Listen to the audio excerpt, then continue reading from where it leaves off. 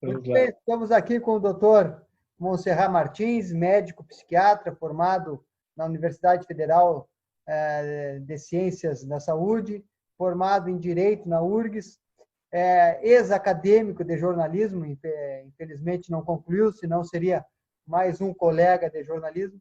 Foi candidato a governador do estado em 2010 pelo Partido Verde, caminhou pelo partido a Rede Sustentabilidade, junto com a Marina, e agora retorna ao Partido Verde, onde foi lançado recentemente como pré-candidato à Prefeitura de Porto Alegre.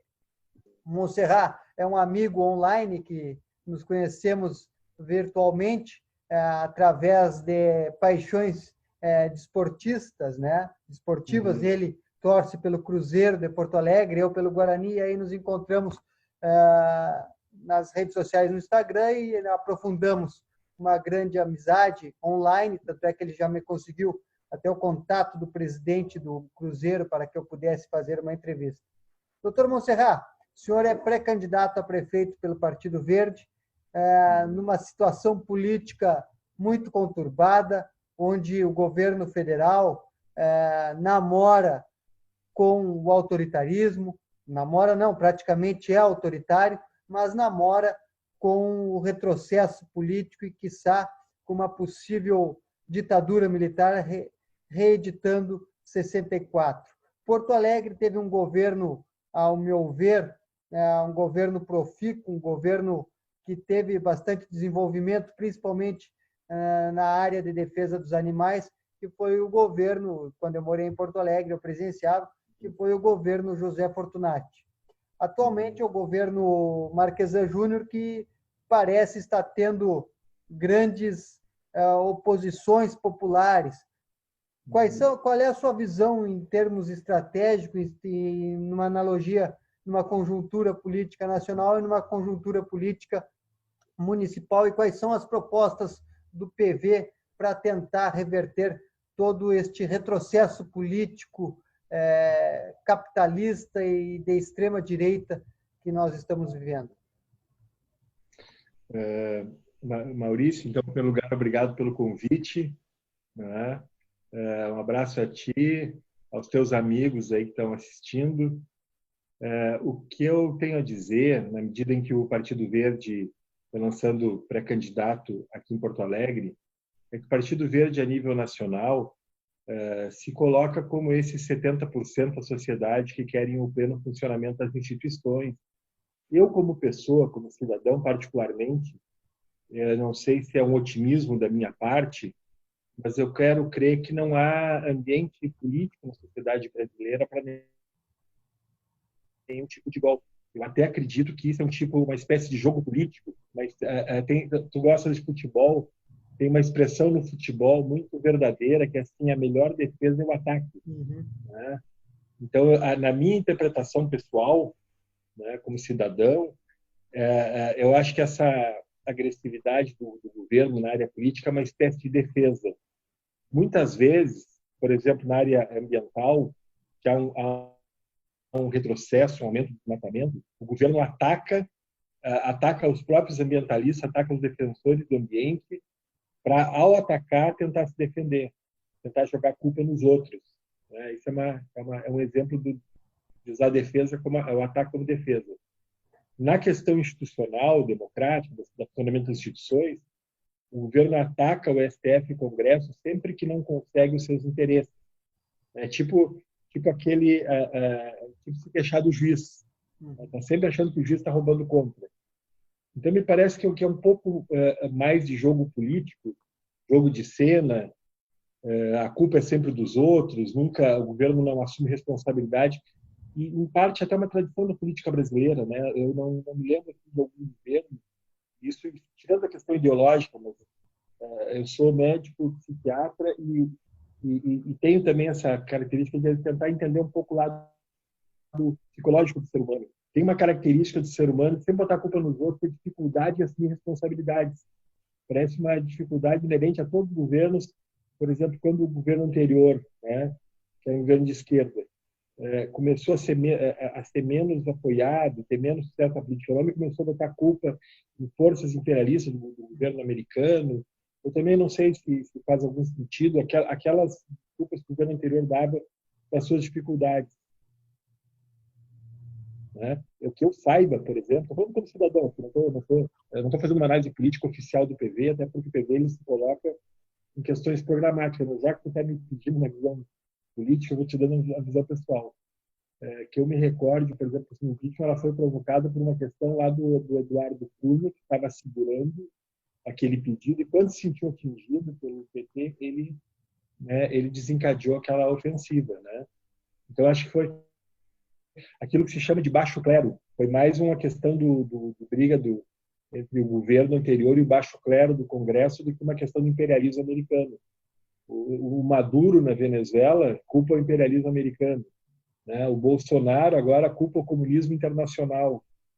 Então, eu vejo pouca credibilidade, né, em governos que tendem a não conseguir assumir a sua responsabilidade, né, nos seus sucessos e que tende a culpar forças externas. Eu acho que isso é um mau exemplo, porque todo cidadão ele tem que assumir a responsabilidade pelas suas dificuldades. Né? A vida é um desafio, a vida não é fácil, né, para ainda mais para o cidadão brasileiro.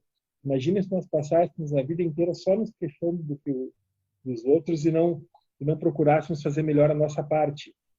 Então, como cidadão, eu penso que mais do que prestar atenção nos erros dos outros, nós devemos tentar fazer a nossa parte da melhor forma. É claro que na causa ambiental, por exemplo, há um retrocesso muito grande. Nós temos que fazer a crítica desse desmatamento. Houve aquela confissão ali na reunião filmada do ministro Salles dizendo que iria se aproveitar da Covid para passar boiada, ou seja, para aumentar a liberação ao desmatamento. Né? Isso é uma questão grave, tem que ser denunciada. Aqui em Porto Alegre nós temos uma questão grave, uma ameaça de construção. Digo ameaça porque é vendida como um projeto de interesse econômico, na verdade é uma ameaça à nossa água e ao nosso ar, que é uma ameaça de instalação de uma mina de carvão à beira do Guaíba, ali vai ficar 9 quilômetros do Jacuí, vai comprometer, vai mexer nos próprios lençóis freáticos que desaguam no Jacuí, no Guaíba, e o carvão, você sabe que tem uma série de metais pesados que são extremamente contaminantes da água. Né? Quantas mineradoras já destruíram a vida de rios nesse país? Né? E a poluição do ar. Né? Então, você vê, para quem vai ali para Santa Catarina, passa por Tubarão, não sei se tu recordas ali o que é aquele ar de Tubarão, que é uma cidade carbonífera, né? Aquele ar poluído, denso. O carvão ele produz, seja pela água ou pelo ar, quer dizer, esse metais pesado do carvão ele produz, ele é cancerígeno, então são metais pesados cancerígenos, são produtores de doenças pulmonares, de doenças alérgicas, né? Além dos tumores, eles também podem acabar aumentando a incidência de doenças autoimunes. Então, são extremamente nocivos à nossa saúde. Quer dizer, não é só a Covid que é um risco para a nossa saúde. Aqui na região metropolitana de Porto Alegre, a possível instalação de uma mina de carvão também é uma questão nociva. Então, o nosso papel nessa campanha em Porto Alegre é sermos assim, informativos, né, do risco das questões ambientais para a nossa saúde e sermos propositivos. Nós elencamos uma série de ideias para que nós chamamos de um projeto para tornar um Porto mais alegre. Não é?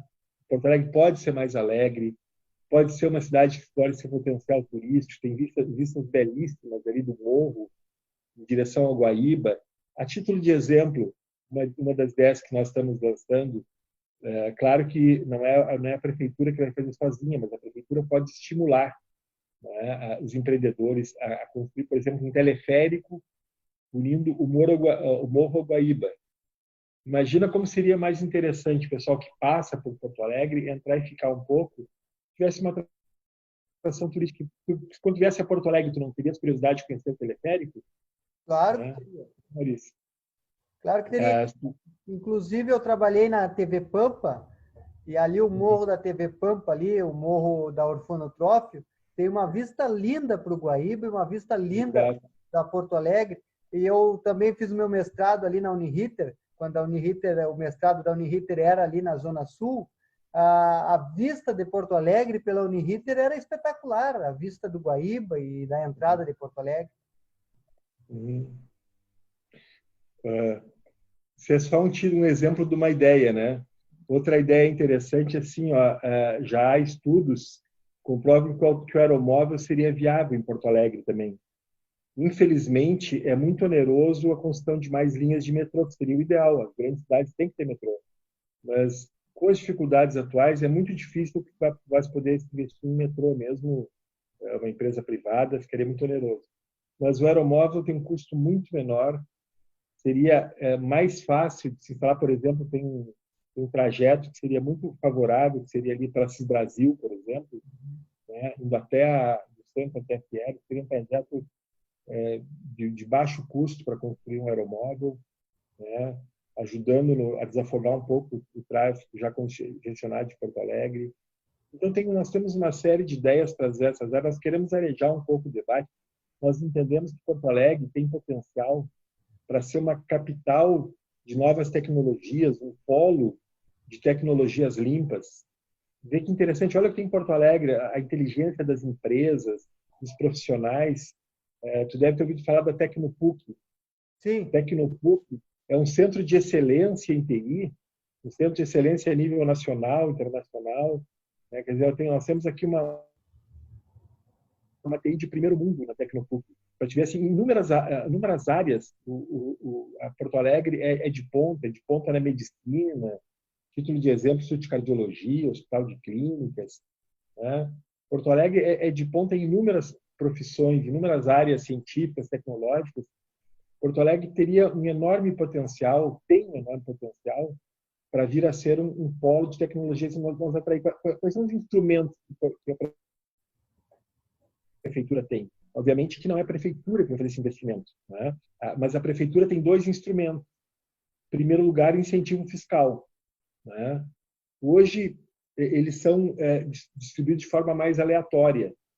Nós entendemos que a prefeitura tem que direcionar esse incentivo fiscal para as áreas de interesse. Que tipo de desenvolvimento nós queremos? Nós queremos um desenvolvimento poluidor, que depois o próprio Estado vai ter que correr atrás para pagar a saúde das pessoas que adoecem naquele modelo de desenvolvimento. O Estado vai ter que pagar atrás para gerar os custos passivos ambientais ou sociais daquele tipo de projeto. Ou nós devemos dar incentivos fiscais para projetos de novas tecnologias limpas, que são os empregos do futuro. Né? Os modelos de desenvolvimento sustentáveis são os empregos do futuro, onde a Europa está investindo hoje. Os governos europeus estão estimulando esse tipo de empresas. Mais um exemplo, instalação de energia solar, não é? Para condomínios, para residências. Para que cobrar imposto de instalação de energia solar, que é algo que vai ser benéfico para a vida da cidade? Né? Então, nós achamos que não é, por exemplo, tem que favorecer também as empresas de reciclagem, que estão prestando, na verdade, um favor para lidar com os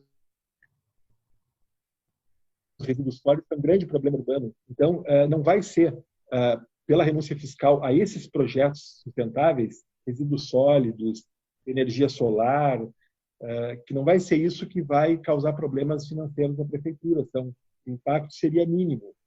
Então, extremamente viável. Outra forma do governo municipal estimular o desenvolvimento são as parcerias público-privadas também.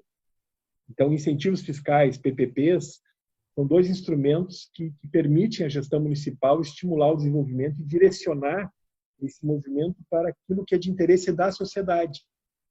Então, quando a gente fala assim, Porto Alegre tem que ser um polo de inteligência e de tecnologias limpas, é que a gestão municipal se empenha em atrair para Porto Alegre, estimular, atrair, desenvolver. Esses empregos têm um futuro enorme. Né? Quer dizer, qual é o mundo futuro? No mundo futuro, todo mundo vai ter a sua energia solar em casa, não vai ter aquele gasto enorme de produção de energia elétrica, porque as pessoas vão se tornar mais autossuficientes. Né?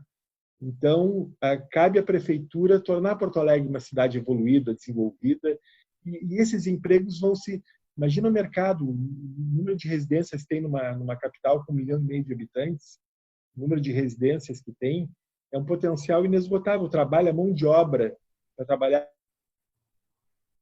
com energia solar. Você imaginar se o campo que abre de mão de obra, se o governo municipal estimular, né? A própria reciclagem, que justamente é feita pelas pessoas mais humildes, se o governo municipal favorecer, facilitar, estimular esse tipo de empreendimento, vai estar tendo um duplo papel, vai estar gerando renda, vai estar gerando emprego e vai estar desonerando, né, a cidade de um grave problema que é a destinação de resíduos sólidos. Então, nós entendemos que esse papel é que há muito a ser feito. Então, nessa, até juntando com a tua primeira questão, nós entendemos que o debate tem que ser feito ao debate da cidade, ao debate da cidade. Nós não pretendemos entrar, claro que é muito pertinente, o país está num momento difícil, mas nós não entendemos que seja o momento para nós tentarmos, ao debater a cidade, tentar abarcar os problemas do mundo. Claro que nós somos solidários com as questões internacionais, não é? Essa questão, por exemplo, que aconteceu nos Estados Unidos, chocou o mundo, uma coisa inaceitável. Claro que nós não somos alienados, mas eu digo assim, o nosso papel é levantar, sermos propositivos, né? Nós não vamos usar o espaço da campanha de Porto Alegre para salvar o mundo. Nós somos solidários a tudo que existe de bom no mundo, que se chama no conceito que cabe no conceito do desenvolvimento sustentável. Estamos solidários a todas as causas justas, somos contra o desmatamento da Amazônia, somos contra o racismo em qualquer parte do mundo, mas nós vamos focar nas propostas para Porto Alegre. Porque esse é o debate que tem que ser feito, e não só em Porto Alegre, é o debate urbano. Né? Muitas questões que acometem em Porto Alegre já estão acometendo outras cidades ou vão acometer no futuro. Né? Então, cidades sustentáveis é um tema fundamental. A sociedade é cada vez mais urbana. Em 50 anos, o Brasil inverteu completamente. O Brasil, 50 anos atrás, era mais rural que urbano. Né? Hoje, o Brasil já é praticamente cerca de 80% urbano. Quer dizer, é uma inversão violenta. E graves problemas sociais são causados justamente por essa urbanização não planejada. Então, quando nós fizermos o debate de Porto Alegre, nós estamos debatendo, na verdade, o modelo de urbanização. Né? E Porto Alegre tem esse papel de fazer esse debate, porque ele pode ser interessante para outras cidades também. Da mesma forma, na área de saúde, educação, segurança, com a questão do cercamento eletrônico. Então, em cada área, nós vamos fazer esse debate. E só permite acrescentar mais um detalhe. Eu acho que um outro motivo para nós não fugirmos da questão urbana e não ficarmos discutindo ideologia nacional, internacional, discutir Trump ou Bolsonaro, né? Eu acho que outro motivo é o seguinte: eu acho que nós não devemos dividir as ideias. Acho que para o bem do país, da sociedade, nós não deveríamos estar dividindo as ideias, rotulando ideias de direita ou esquerda. Eu acho que nós deveríamos examinar cada ideia em particular e nos perguntar: essa é uma boa ideia ou essa não é uma boa ideia? Isso vai ser bom para a sociedade ou não vai ser bom? Eu vou te dar 2 exemplos bem simples. O SUS. Não é? O SUS é universal, já demonstrou ainda mais uma vez nessa pandemia a sua necessidade. O SUS tem tratado casos de câncer, agora atendendo universalmente o Covid, onde ele está melhor estruturado na região sul do país, tem dado melhor resultado. Então, o SUS pertence à sociedade, não é? O importante é que o SUS exista e que seja reconhecido por todos. Agora eu vou te dar uma outra ideia que teve uma paternidade diferente da do SUS. A questão cuja paternidade é reivindicada de modo diferente do SUS. A questão das telecomunicações. Hoje nós temos essa competição aí entre empresas, Claro, Vivo, TIM, era Oi, né? Essa competição tem se demonstrado saudável, né? Realmente parece que foi essa abertura das comunicações para a livre competição, parece que foi uma iniciativa boa a nível nacional. Né? O consumidor foi beneficiado com essa livre concorrência das teles, né? Então, eu te pergunto assim, faz diferença se SUS ou tele foi uma ideia que surgiu de direita ou esquerda, eu acho que não. Eu acho que o que faz diferença é que sejam ideias boas para a sociedade. Né? Bons gestores, bons empresários com pensamento mais à direita ou mais à esquerda podem dar contribuição para a sociedade. Nós criarmos um preconceito contra uma ideologia não é porque uma pessoa é mais conservadora ou mais progressista ou contra política, é que ela não pode ter boas ideias. Né? Então, eu acredito que nós não devemos assim fazer um debate estigmatizado. Nós temos que ter posições caso a caso. Por exemplo, em relação ao governo federal, nós achamos assim perigosa a política ambiental, né, devastadora, criminosa, a política do ministro Salles. Nós achamos que esse discurso político contencioso do governo federal não é um discurso democrático. Nós achamos isso em questões pontuais e procuramos examinar cada caso. Né?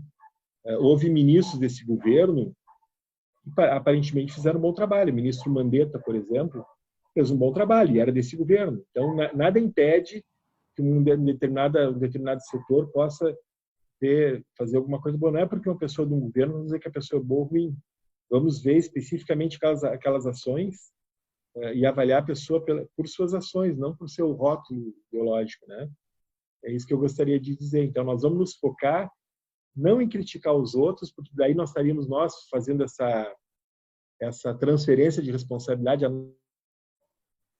nossa responsabilidade como cidadãos é ter propostas que sejam boas para a sociedade. Então, esse vai ser o nosso foco. Independente das críticas que nós tenhamos a outros gestores, a nível nacional, estadual, que for, nós vamos focar em propostas, vamos ser propositivos, porque nós acreditamos que é possível ter cidades melhores. Montserrat, tu foi candidato a governador em 2010. Depois andou afastado da política. Os analistas políticos especulavam que tu concorreria a prefeito em 2012 ou a vereador em 2012, mas não concorreste. E depois poderia concorrer a deputado, mas também não concorreste. O que te faz retornar à política agora, neste momento? Foi um convite bem específico do Partido Verde, através do presidente estadual do Partido Verde, Márcio Souza, que é uma pessoa e um político muito qualificado, uma pessoa muito coerente, agregador. Inclusive, muito antes de me convidar a montar o Partido Verde, ele me convidou para participar da luta que o Partido Verde do Rio Grande do Sul já vinha travando contra a instalação da mina de carvão, já desde que surgiu esse projeto. Um ano atrás já houve programas de rádio, um programa na Rádio Metrópole, aqui da região metropolitana de Porto Alegre, um programa de debates que houve no ano passado, está vendo de novo esse ano agora, debates temáticos. Então, eu fui convocado a participar da causa. Né? E como fruto dessa afinidade de causas, eu aceitei esse convite, na medida que eu estou plenamente identificado com a defesa dessas causas. Não foi realmente algo que eu tenha buscado.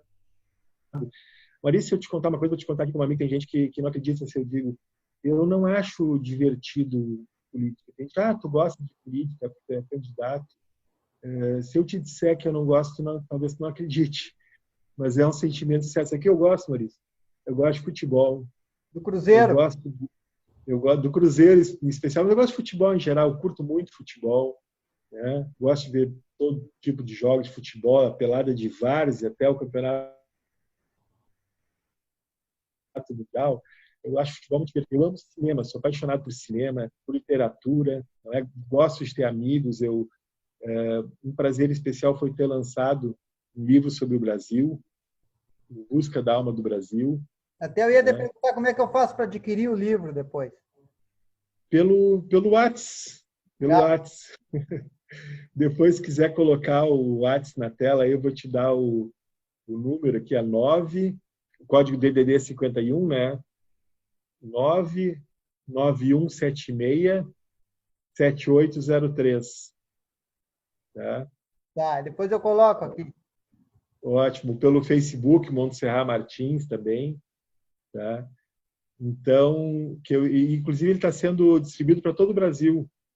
Tem um capítulo sobre cada estado do Brasil, 70 colaboradores, então tem sido vendido em todos os estados do Brasil. É muito gratificante esse intercâmbio nacional, né?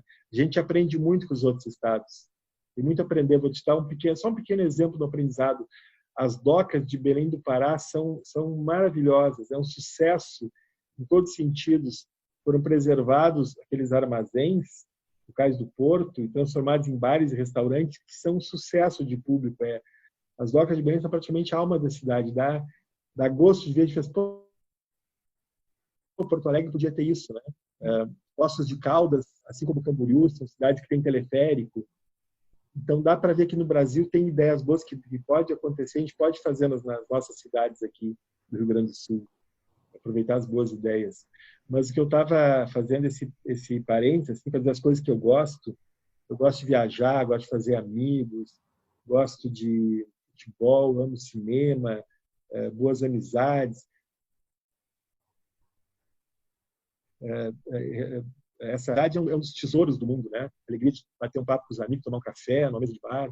Isso são coisas prazerosas. E eu estou te contando coisas realmente prazerosas porque a participação política não é uma coisa divertida. É uma participação que eu me sinto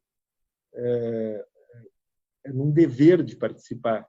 Se eu fui convidado, e a outra vez que eu participei em 2010 também, porque eu fui convidado, de fato eu nunca me lancei candidato a nada até hoje. Em 2010 eu fui convidado, aceitei o convite, em 2020 voltei, a cada 10 anos me convido, Maurício.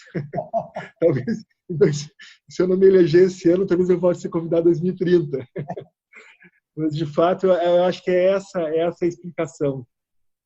O fato de eu não ter concorrido outras vezes é porque eu não me lanço candidato. Eu concorro quando eu sou convocado para essa missão e eu acho que Porto Alegre, nesse momento, precisa colocar em debate o risco da instalação dessa mina de carvão e precisa colocar em debate uma série de projetos que podem tornar a nossa Porto mais alegre. Por isso que nós aceitamos esse convite, essa convocação para participar. O Serrato falou do aeromóvel, mas já teve um esboço do aeromóvel, né? Pelo menos ali na frente da Câmara tem um modelo de aeromóvel, sim. Mas nunca foi para frente, né? Sabe aquele negócio que uma gestão começa e a outra não continua? Sim. Isso aconteceu também em Canoas. A gestão anterior iniciou o projeto lá, já tinha a fase de solo sido iniciada, e aí trocou o governo, o novo governo resolveu se desinteressar do projeto. Esse é o problema. Aqui no aeroporto de Porto Alegre tem um trecho muito curto, mas é excelente para a gente ver funcionando. Né? Então, se chegasse aí no aeroporto, ali já para ver o aeromóvel... Eu vi ali que estava funcionando. Ali já são os veículos bem leves, os modelos antigos eram mais pesados, né? Ali já são os modelos mais próximos. A Marco Polo, inclusive, já estava construindo os modelos que seriam usados em Canoas, que acabaram não sendo usados. Então, os modelos mais novos são extremamente leves. O aeromóvel não tem motor. É uma tecnologia totalmente sustentável, né? E são bastante leves e bastante visual deles também não é pesado, com bastante vidros. A pessoa tá andando e está vendo a vista. É muito agradável o passeio de aeromóvel. Bom, Serra, uma última pergunta. O PV é um partido considerado de centro-esquerda. Tu falaste aí que é ruim para a política, é ruim para a população essa polarização de ideologias. Mas nesta questão da polarização da extrema-direita com a esquerda, não seria ideal as esquerdas em Porto Alegre se unirem em nome de um nome só para tentar ascender à prefeitura e, a partir daí, tentar trazer aquele governo popular, aquele governo progressivo à tona novamente? Maurício, eu vou te responder como pessoa e não em nome do PV. Sim. Né? Se bem que há uma certa coerência, porque o PV, a nível nacional, ele não está defendendo essa polarização. O PV não está achando que é bom para o Brasil dividir entre bolsonaristas e petistas, né? Sim. Porque está ficando um debate muito sectário, É. muito sectário. Quer dizer, outro é taxado de fascista, outro é taxado de comunista. Não é toda pessoa de esquerda que necessariamente vai ser a favor do Maduro, do comunismo internacional, ou não vai ser toda pessoa de direita que vai ser fascista, né? Sim. Eu acho que essa rotulação não é saudável. E o PV, a nível nacional, ele tem se articulado com a rede, com o PDT, com o PSB, é um outro campo político tentando arejar um pouco a nossa política. Uma esquerda mais moderada, né? Eu nem sei qual é o nome disso, assim, mas eu te diria que é não polarizar. Eu acho que o essencial é que é uma postura mais construtiva, mais de propor um debate do que ficar rotulando quem pensa diferente. Sim. Eu acho que a sociedade é feita por pessoas. Eu vou dar um exemplo aqui em Porto Alegre. Até não nem sou amigo pessoal dele, até vou procurar para conversar com ele, mas é uma pessoa que eu admiro. Eu vi falar do nosso ex-vereador, Beto Meixe, de Porto Alegre. Já ouvi. O Beto Meixe, ele exerceu os mandatos filiados ao PP, ao Partido Progressista, que é um partido de direita. Agora, tu vês assim, por ser de um partido de direita, quer dizer que o cargo que o Beto Meixe exerceu não exerceu bem, pelo contrário, foi um vereador fantástico, né? Zelou pela causa, eu acho que eu até dizer para o zelador, ele zelou pela causa ambiental, ele foi um dos autores, inclusive, de leis ambientais no Rio Grande do Sul, né? É isso que eu digo, se nós raciocinarmos nessa, vamos unir as esquerdas, vamos unir as direitas, esse raciocínio, ele desperdiça, não é, bons gestores, bons políticos, bons parlamentares. Eu dei um outro exemplo. Eu achei correta a gestão do ministro Mandetta, e é filiado ao DEM. Então, agora, por ser filiado ao DEM, o ministro Mandetta não pode ser um bom ministro. Por ser do PP, o Beto Meixe não pode ser um bom vereador. Sim. Entende? Então, tem prefeitos bem avaliados pela população de direita, tem prefeitos bem avaliados pela população de esquerda. Eu, como cidadão brasileiro, eu não acho que esse é um bom caminho para o Brasil. Eu não acho saudável que um governo de esquerda taxe todo mundo de direita como fascista. Eu não acho saudável que um governo de direita taxe todo mundo que pensa diferente comunista. Eu acho que essa rotulação é perigosa, é nociva. Claro que há pessoas que realmente praticam atos fascistas, tem que ser, aquele ato é fascista. A defesa do Maduro, eu acho insustentável, do governo Maduro na Venezuela, acho insustentável também, entende? Por exemplo, o PT defende o governo Maduro em nota oficial.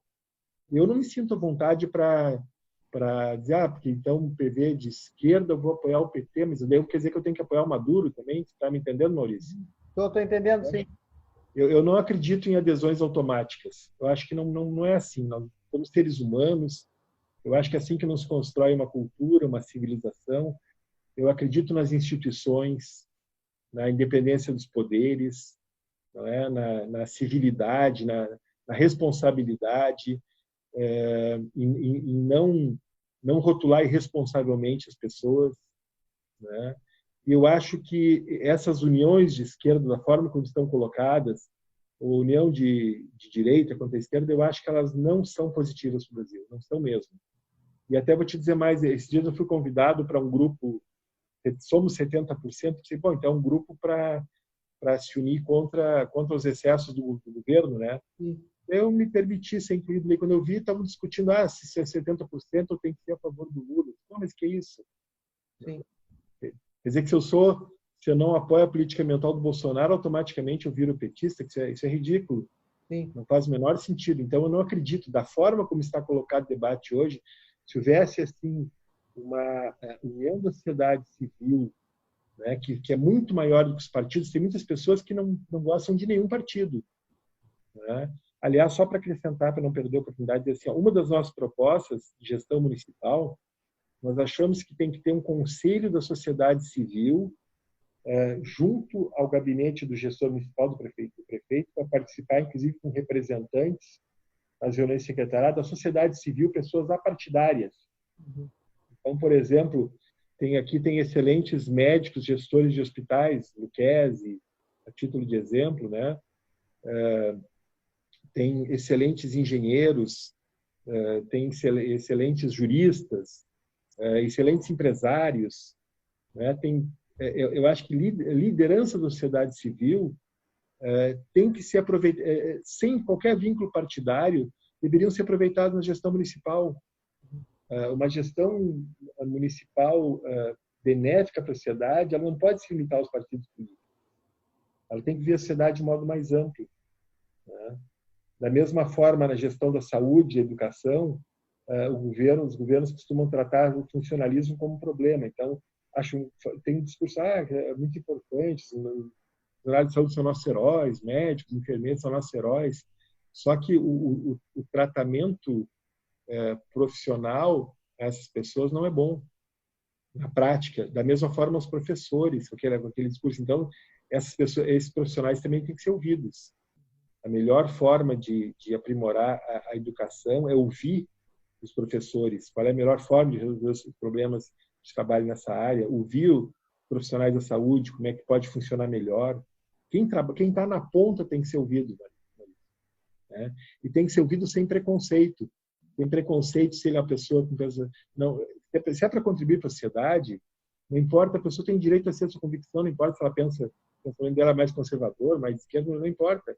Ela quer contribuir para a sociedade, ela está atendendo na ponta, ela está atendendo as pessoas, ela tem que ser ouvida e trazer as suas ideias na prática. E quando ela traz uma boa ideia, a ideia não tem que ser rotulada como ideia de direita e esquerda. Ela tem que ser compreendida. Essa ideia é boa, essa ideia é viável, eu posso executar essa ideia com o orçamento que eu tenho? A prefeitura tem orçamento para executar essa ideia? Né? Quando eu pergunto assim, se a prefeitura tiver incentivos fiscais, qual é o impacto disso no orçamento? Né? Então, quando a gente faz uma proposta, porque a gente sabe que se a prefeitura incentivar a energia solar, incentivar a reciclagem, isso não vai prejudicar a arrecadação da prefeitura. A prefeitura pode melhorar a vida da cidade sem prejudicar a sua arrecadação. Então, com essa responsabilidade, com essa abertura para a sociedade, com essa clareza de um projeto de desenvolvimento, é que a gente acredita que deve ser feito debate político. Dessa forma, pensar o que é melhor para a sociedade e aprender com quem está na ponta. Essa é a nossa visão política, não só para Porto Alegre, como para os demais centros urbanos em que o Partido Verde vai estar presente.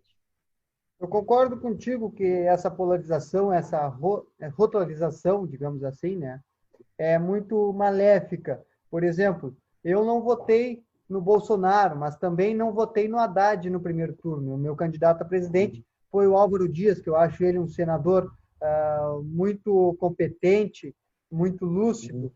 E no segundo turno, por coerência, votei no Haddad. Na eleição de 2010, para governador, eu não votei no Tarso, eu votei no outro candidato. Não votei nem no Tarso, nem no candidato que era, não me lembro se era o Rigoto agora, ou a Ieda, que estava concorrendo à reeleição. Mas Fogaça. Oi? O Fogaça. Fogaça, eu normalmente voto sempre nos outros candidatos, porque eu gosto mais dessas propostas do Partido Verde, da Rede. Em 2010, por exemplo, a presidente, eu votei no Plínio de Arruda Sampaio. Então, eu acho que essa polarização, mas isso não me torna como comunista ao extremo e muitas vezes também não me torna direitista ao extremo. Por exemplo, aqui em Bagé, eu votei no atual prefeito, que é considerado de centro-direita, discordo de muitas coisas dele, mas as críticas que eu faço ao governo Bolsonaro, ao governo Eduardo Leite e ao governo do prefeito aqui, muitas vezes eu sou taxado de comunista. E é essa rotularização que eu acho que é maléfica para a política, e eu concordo contigo. Porque não é crime ser comunista, não é crime ser de esquerda, mas não é crime ser de direita e de extrema direita. O que é criminoso, e eu acho que aí é o foco do debate que eu quero te perguntar, é ser corrupto. Eu acho que ser corrupto, ser fascista, ser perseguidor do servidor público que não concorda contigo ou perseguir quem não concorda contigo. Eu acho que o foco do debate não é nem a extrema de esquerda nem a direita, é o combate à corrupção. E aí eu pergunto, caso tu sejas eleito, tu vai ter que lidar com uma Câmara. o Partido Verde, em tese, é um partido pequeno, talvez nem alcance a maioria no legislativo. Não sei se vai vir concorrendo coligado com outros partidos ou vai vir sozinho. Caso tu não tenhas a maioria na Câmara, como tu pretende tocar adiante esses teus projetos? Essa é a última pergunta para encerrar nosso bate-papo. Só pontuar uma coisa ali, ó. Existe um consenso hoje que o inimigo comum é a corrupção, né? Mas eu acho que vai além disso. No caso do ambiente, por exemplo, o ministro Salles está sendo investigado pelo Ministério Público para explicar essas contas dele, que suspeita até que esse favorecimento dele ao desmatamento possa estar sendo remunerado de alguma forma. Mas mesmo que não fosse, eu até realmente fico muito inseguro quanto aos motivos do ministro Salles para ter esse tipo de atitude que ele tem, extremamente favorável ao desmatamento. Mas digamos que não fosse. Digamos que ele simplesmente fosse um negacionista, achasse que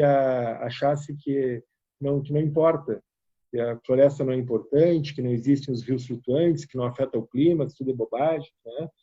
Se fosse uma convicção dele, não tornaria ele menos nocivo para a sociedade.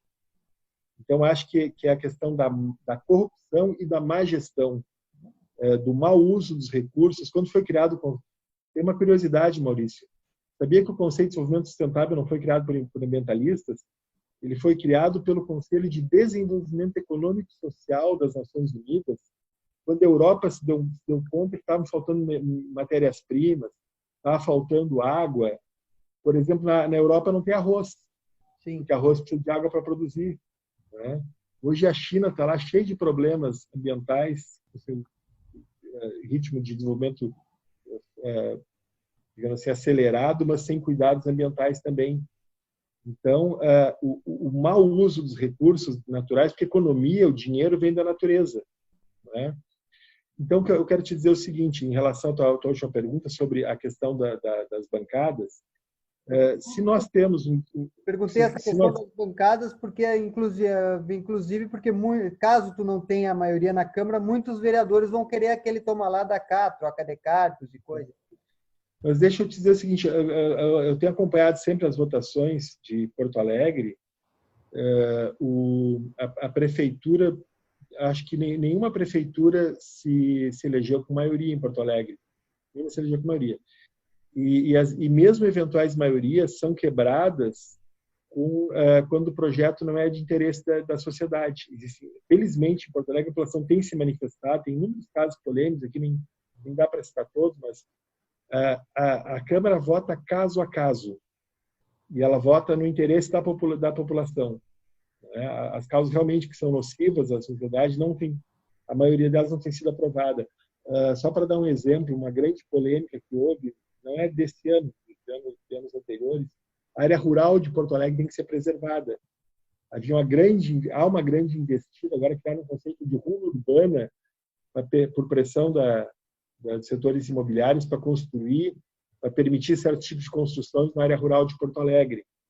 Só para dar um exemplo, até muita gente do interior veio para a área rural de Porto Alegre. Hoje nós temos que preservar essa produção sem agrotóxicos na cidade rural, na área rural de Porto Alegre, importantíssima para a qualidade de vida em Porto Alegre, a sua área rural. Então, eu quero te dizer que os projetos de interesse da sociedade serão aprovados, até porque, como eu te falei, a nossa ausência de preconceitos contra partidos vai favorecer essa posição. Se nós fôssemos um partido ou um gestor assim, preconceituoso, nós já estaríamos criando inimigos. Não é? O governo federal assumiu com uma ampla maioria de partidos tidos à direita lá e está conseguindo brigar entre eles mesmos. Briga até com os próprios membros do governo. Então, eu acho que isso depende muito mais do espírito agregador, colaborador, de respeito às instituições do gestor, da gestão municipal, do que da impossibilidade de governar com maioria, não é? E ter que fazer necessariamente tomar lá da cá. Eu acho que não. Acho que com abertura, com respeito, com diálogo e principalmente em sintonia com as necessidades da sociedade, é possível ter uma excelente gestão. Muito bem, Monserrat, o nosso tempo está se esgotando. Agradeço a tua entrevista, a tua disponibilidade. Desculpa, eu tinha marcado ontem, mas surgiu um imprevisto, aí eu quis marcar na segunda, mas tu optou pelo domingo, não queria atrapalhar o teu domingo, mas deixo o espaço aí da Rádio Positiva FM 96.3 para te deixar tuas considerações finais.